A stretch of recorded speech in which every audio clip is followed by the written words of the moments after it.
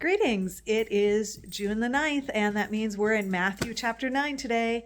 I hope you are enjoying your journey through the Gospel of Matthew. The pages that I read of the Gospel, there are things just jumping out at me that even though I've read this Gospel so many times, I'm seeing things in a new way. As I was reading today, I was caught by the fact that Jesus urges his disciples to pray for workers. It's towards the end of the 9th chapter of Matthew, actually.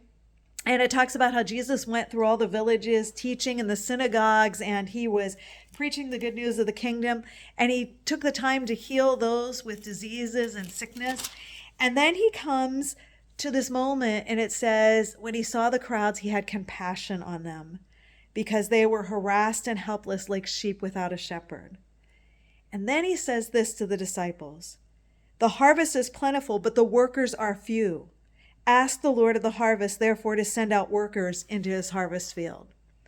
Jesus is asking them to pray for those who will go out and share about Jesus' love with them. I was thinking about that, and how many times do we find ourselves in situations where maybe we should just tell somebody what Jesus has done in our lives. Jesus is actually telling us as his disciples, pray for workers. Pray for those who are out among people. Pray that they might have the opportunity to share the love of Jesus. And when we're praying for them, maybe we should step back and realize that we might be the answer to that prayer. We might be the one that God is speaking to tell someone about Jesus.